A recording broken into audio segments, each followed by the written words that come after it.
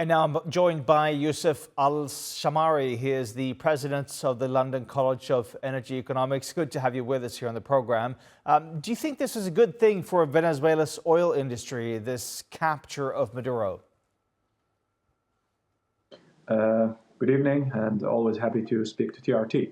I believe this is a political question, but if you're talking on the U.S. terms, the United States is planning to restore democracy within the Venezuela. Yet, just if you look at what's happening, it's still the Maduro regime is still in power. So right now, you see the vice president being sworn in as an acting president. Whether that will be within on the U.S. terms, I believe that we still have to wait and see. But I would expect that, because given the political backlash that Venezuela has seen over the past decade, honestly, we all would hope that the country moves forward with a democratic transition and build a sustainable economy. And of course, oil industry is one part of that. So, Yousef, why was it so important, do you think, for Trump to get hold of the oil industry in Venezuela? Well, I don't think it's only about oil here. I think there are multiple political dimensions within this carrying out a regime change within Venezuela. Of course, oil is one part of it, but the United States already has major supplies of oil. Perhaps, of course, the type of oil that Venezuela would supply would be of a special quality for many refineries, especially on the Gulf Coast.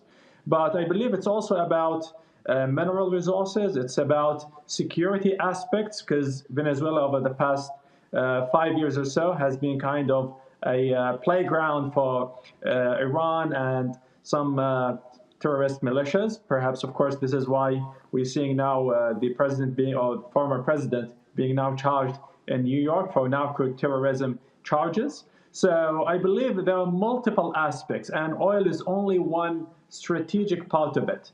Of course, here the United States will have a strategic presence, because now we'll see the U.S.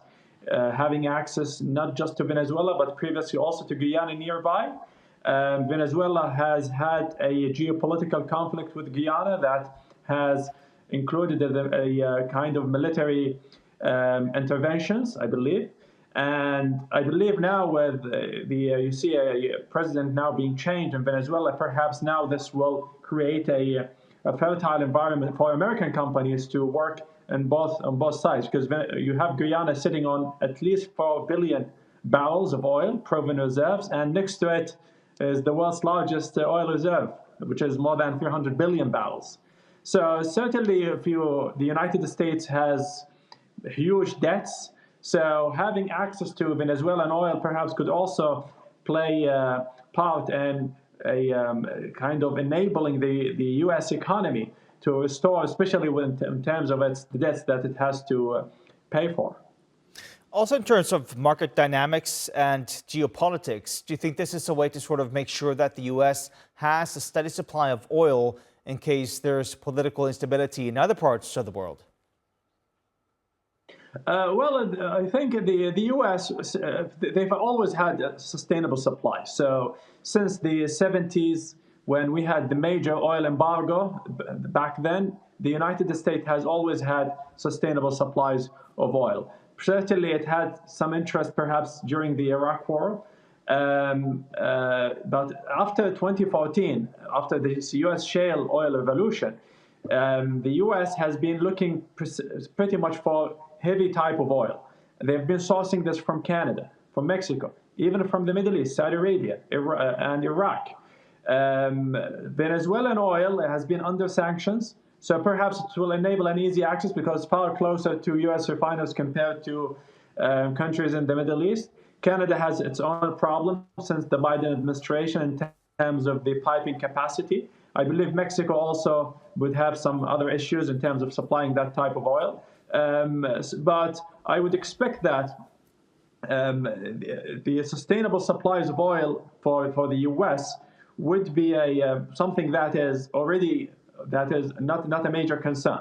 But thinking about the security aspects, the long-term security aspect, I believe here, and how this play out on the economy, the U.S. economy as a whole. Of course, adding to this as well, the mineral resources, access to the semiconductor industry, and the AI, of course. The U.S. wants to compete with China when it comes to access to mineral resources, because China has 80% of the processing capacity.